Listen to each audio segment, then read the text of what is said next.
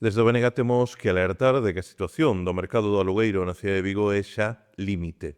A día de hoxe, apenas hai dispoñíveis 400 vivendas en oferta, das que 9 de cada 10 teñen prezos superiores aos 700 euros mensuais.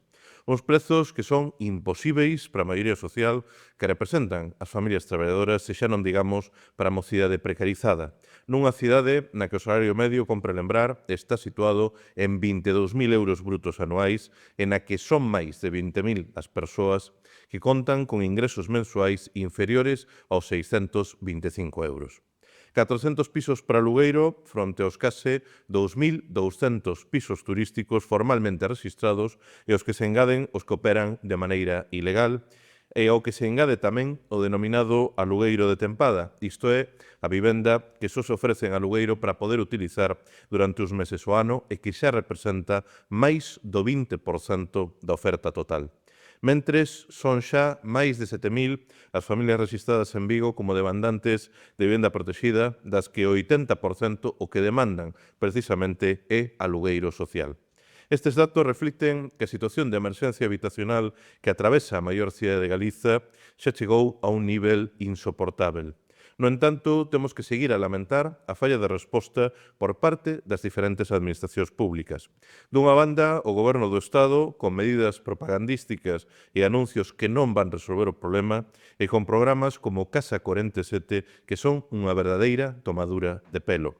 Doutra, a Xunta do Partido Popular, que despois de desmantelar a política pública de vivenda, o único que ofrece son anuncios e fotos, semana sí e semana tamén, do proxecto de apenas 1.600 vivendas do Plan Parcial de Navia que deixarán sen atender 3 de cada 4 demandantes de vivenda protegida na nosa cidade.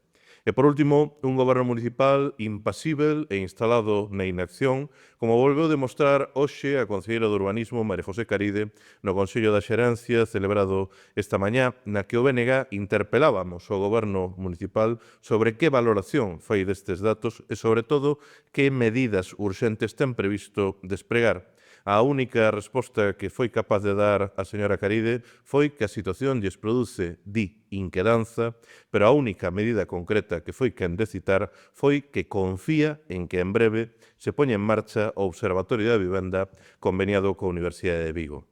A cuestión é que máis hai que observar? Que máis datos necesita o Goberno municipal para actuar? En serio que o único que vai facer o Concello da maior cidade deste país cun orzamento de máis de 350 millóns de euros é elaborar máis estudos sobre a situación da vivenda? Xa abonda de brazos caídos. As viguesas e os vigueses precisan que o conxunto das administracións, e nelas tamén o Concello de Vigo, actúen para garantir o dereito á vivenda, que é hoxe o maior problema social na nosa cidade.